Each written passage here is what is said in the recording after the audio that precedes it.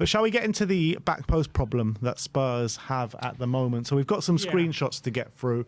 Sim has been hard at work this morning gathering all these screenshots for you guys, and I think it is, it's a clear problem that Spurs have, and it was definitely came to the fore in this game against Bayern Munich. And maybe Sim, you can shed some light on it, but I don't think it's a new problem. That's the thing. It's not a new problem, and this is the point of the segment. So against Bayern, obviously, we'll get the screenshots, but we were very exposed at the back post. It was time and time again. It wasn't just one of the goals. It wasn't even just the goals. Yeah. It was even more than that. So look at this. Look at some screenshots here. So this is the first one. This didn't end up in a goal. This is Matthias Tell played a ball to the back post to Serge Gnabry. As you can see here, Spence is tucked in. Not only is Gnabry free, there's a player behind Gnabry who's completely free as well.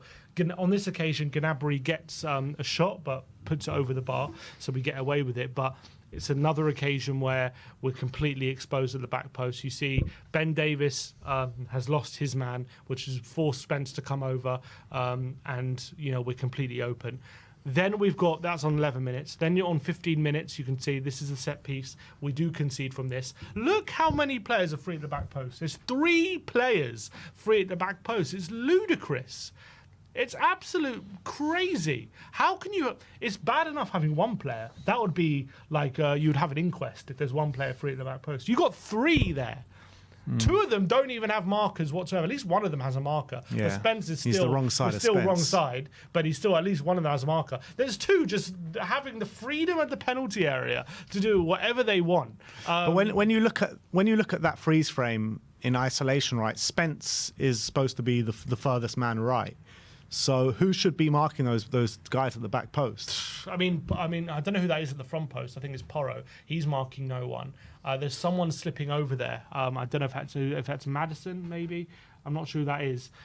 There's 2 players marking 1 player. You can see Ryan Van Vicario there. That's left. I think that's Mate Sarr in the centre, who's watching the runner coming in. But there's 2 players watching someone there.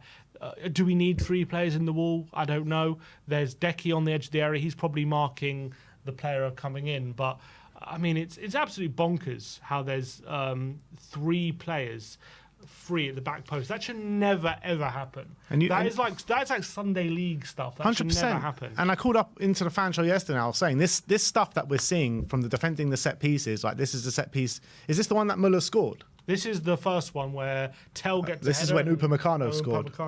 Yeah. So I mean, it could have been the one that Muller scored because it's a carbon copy, isn't it? And the same players are free at the back post, but. When you're seeing the difference between, I guess I'll explain it when fine, we'll get onto that in a minute. But what I was about to say is, like, when you see the issues that we had all season last year, maybe up until after the Arsenal game, where we seemed to sort it out a little bit, and I thought maybe there is a bit of light at the end of the tunnel here. This happened. This exact situations happened time and time and time again, and no one ever seems to be sorting it out. What are they working on the training pitch? This is something we've pointed out throughout last season, which we'll get into. We are going to get into this segment, but if you go back to the previous screenshot, at least in this one, in the set piece that we conceded, it was a 6-on-6 in the area. So there should have been enough players to mark, but we just had 3 players free. Bring up this one. Look at Gnabry. So the latest one here, this is Musiala. This one, luckily Musiala doesn't see Gnabry and ends up taking a shot here, which goes wide. But if Musiala gets his head up and sees Gnabry, he's got the freedom of the box right at the back post again. No one marking him. Spence again. What's Spence doing there? He's not marking anyone. He's not only is he not marking him, he's keeping him onside as well. Yeah, no awareness there whatsoever. And not only is he keeping a player on side, but Gnabry is completely free at the back post. But the next screenshot, I think, is the most baffling of all of them. This is Muller's goal. Now, the most baffling thing, not only is there 3 players here at the back post completely free, not being marked, which Muller goes in behind Decky, who probably should be marking him because I think Spence again has, Tell there, so Decky should be looking behind him, and Gnabry again is completely free as well. But if you notice here, what's absolutely baffling, right? We have 4 players in a wall, yeah, and we have 1 lying down, right? And we only have 4 players marking. And what you can see here is there are 6 Bayern players in the box. So they're outnumbering us in the box, 6 players to 4. They've got 2 spare players, and we've got 4 players in the wall and one lying down. So we've got 5 players in the wall there. And we're outnumbered 6-4 in the box. Who is sorting this out? Who is organising from set pieces? How can they look at that and think that is the way to set up? I mean, it's absolutely atrocious defending. It is baffling. And I look, I know it sounds like I'm being super negative or whatever. I love Ange. I love what he's trying to do at Tottenham. I love the football that we play. I love how gung-ho and front foot we are. But that is absolutely atrocious. Yeah. And that is inexcusable. That is completely inexcusable. And if we defend like that, we can in the Premier League. We can score however many goals we like. We're going to get found out. As much as I love Ange, as much as I think we can be a success under him, that we're a year into his project. We're 1 game away from the Premier League starting. This is our final pre-season game, and if you think that's a personnel problem, I think you're deluded, because that has got nothing to do with personnel and all to do with organisation from a set piece, and that comes from the management. I'm sorry, and how they can look at that and think that is the correct way to set up from a set piece, for me, is absolutely mind-boggling. It's batshit. Mind-boggling. It's absolutely batshit crazy, as a great man once said. But I feel like we need to sort this out. We needed to sort this out last season, and we're a week away from the season, and it still hasn't been sorted out. And you're just leaving so many men free in a box. Premier League teams are going to gobble these up for fun. Like imagine coming up against Arsenal and it's going to be the same thing. Well, we saw what happened, but it's going to be even worse this time. And this thing, I've heard a lot of excuses with people pointing out these problems. A lot of people kind of brushing off, oh, we didn't have our first choice back 4. You know, it was it's a pre-season game. We're playing against a good Bayern side. Like.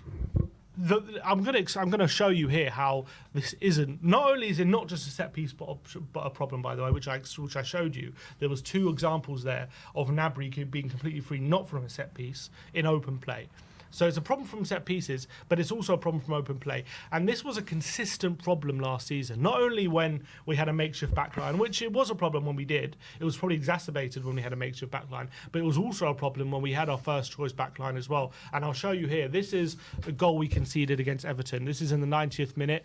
Branthwaite is the one here who ends up scoring. He's being marked here by Richarlison, but he ends up being completely free at the back post. As you can see, we're outnumbered in the centre at this point, but Branthwaite's the one ends up scoring in the 90th minute. We end up dropping 2 points away at Everton in the last kick of the game because we're not set up correctly again from a set piece, and Branthwaite is got the freedom at the back post to head home. Next clip, there's quite a few here because this was a consistent problem. Next clip, this was away at Stamford Bridge. This is Chalobah's goal. Not only is Chalobah scores, he's the one tucked in just behind. I can't see who it is there. It might be Bentancur, but he scores a great header. Don't get me wrong, but not only is he free, Badshile's free just behind him, and you've also got Cucurella who is impeding someone, but he's also if he scores, he's completely free. There's 3 players here completely free at the back post. When Chelsea swing this ball in, we end up conceding a goal, and I think this is the second goal of the game. We go 2-0 down. We end up losing 2-0. Another game where it costs us dearly, conceded this goal, and again another game where we're just not aware of set pieces. And look, Van der Ven's playing in this game, Romero's playing in this game, Porro's playing in this game, Vicario's playing. We can't blame the fact that we didn't have our first choice back line here. I think Emerson was playing left back, but I don't think you can just blame it on him. Next clip, this is a goal. I think this is Ben Davies scoring an own goal against Man City, but again, back post, there's 3 players for Man City. They're completely free at the back post. Ben Davies, I think Sonny actually scored the own goal here on this occasion, but again, we're not set up correctly. There's players free at the back post for Man City, and we end up conceding a goal. And this was just after we took the lead. So this was when we should be kind of setting up shop, kind of getting into the game, just taking the lead, and we let ourselves down. We concede straight away, and we end up drawing the game 3-3. But it's another problem. Back post, 3 players free yet again. Next one at Anfield. Gakpo crossing the ball at the back post. Mo Salah runs on Emerson's blind side and he ends up heading it home. He's maybe you could argue Emerson, should be more aware. But not only is Salah free there, you look to Salah's right. There's a player completely free to his right here as well. If Gakpo didn't find Salah, he could have easily found him and they would have had a chance on goal. He did find Salah. He ends up heading it home, and we concede a goal 1-0 down. Same game at Anfield again. As a cross from, I think, Trent Alexander-Arnold on the right in the next clip. If you go to the next one. As you can see here, Andy Robertson there, right at the back post, completely free. He ends up getting a shot on goal, which Vicario saves, and then he scores the rebound. So it costs us another goal.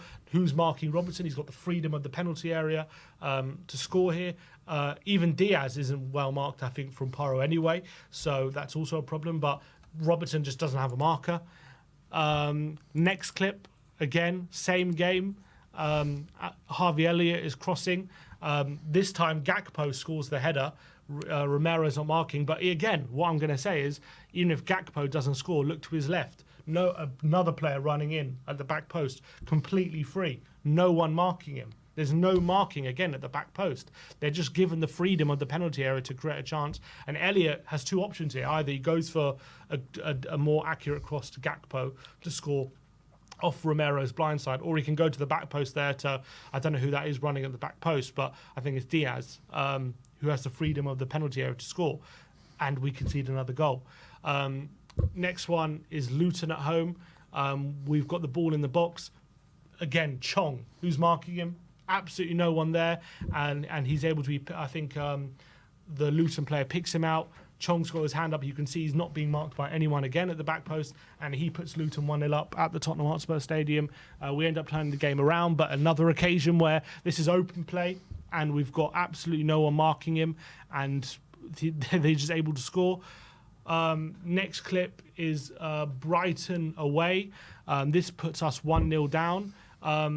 As you can see again, you got Welbeck and Hinchelwood pretty much free at the back post here.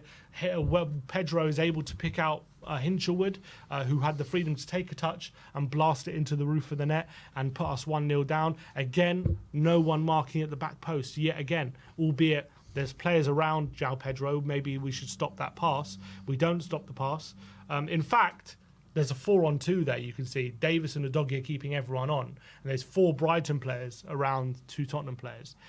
And he finds the free player at the back post, and they score another goal. So this has happened time and time again. And the worrying thing for me is that, yes, we had teething problems last season. And last season, you can look at those problems and say, okay, there are problems, but it's Ange's first season. They're all learning the system, all that kind of stuff, and they're all, going to make mistakes, and these things are going to happen when it's Ange's first season. But we're now a year into the project. We're 1 week away from the start of the new season, and we're seeing the same things. Yeah. We're seeing the same problems happen time. And it didn't just happen once in that Bayern game. It happened 4 or 5 times. I picked out 4 times it happened, but it happened even more than that, which I didn't get clips of. And it's happening time and time again. And as I showed you last season, it isn't just an issue of not having our first choice backline, because it happened on It's a structural problem. It is a structural problem. It's a problem with how we're setting up the team.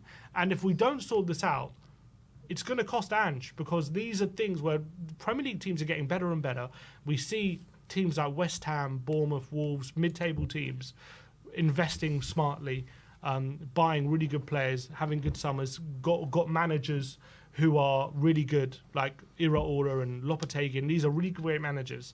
And as much as Ange, wants to play the way he wants to, and I implore that and I encourage that, we can't go on defending like that and expecting that to win us, big things and compete for big things. Because unless the plan is to, score 6 goals a game, and it doesn't matter how many times we can see goals like that, if we can score 5 or 6 goals a game, we can outscore the opposition. If the plan is to outscore the opposition, that's fine, but then we need a lot better quality in the forward line, and we need to be creating a lot more chances than we are. But the reality is, with a plan like that, maybe it can work in the SPL, maybe it can work in Japan, but that ain't going to work in the Premier League. Even if you've got Even if we spend 100 million now from now to the end of the window on our attacking players, you still can't rely on a plan like that in this Premier League. Teams are too good.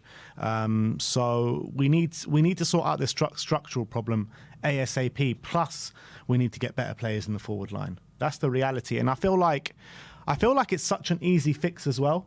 I feel like, it's such, you just tweak the positioning. But, you tweak the positioning in the team and the structure, and we're going to concede so many less goals. And I understand there's a whole risk versus reward. We're going to play gung-ho. We're going to get players forward. And There's gung-ho and there's that. That's got nothing to do with gung-ho. Exactly. That's got nothing to do with gung-ho. That's got to do with defending properly. Exactly. You won't even see relegated teams defend like that, honestly. And it's a problem that has been a long-standing issue. And the thing is, it just doesn't look like it's getting sorted. And if it's still not getting sorted now, when is it going to get sorted? And if it doesn't get sorted, can I see us really believing in this project long-term and believing that we're going to be competing for big things under Ange and believing that he's going to be the man to bring glory to this football club and win trophies for us when we're so easy to score against like that? It's just not going to happen unless, as I say, we're consistently outscoring the opposition.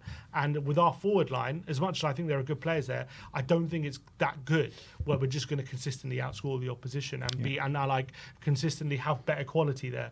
And if especially when we're coming up against good Premier League teams where their quality is going to be just as good as us, they're just going to exploit that. And it's ridiculous how we're defending like this a year into Ange's tenure, in my opinion. I think it's worrying. I do think it's worrying. I agree it is worrying, but what I would say, maybe, I know we're showing these traits a week before the season and it is pre-season, but we have seen this before with Ange teams where he has kind of sorted out these issues in the second season.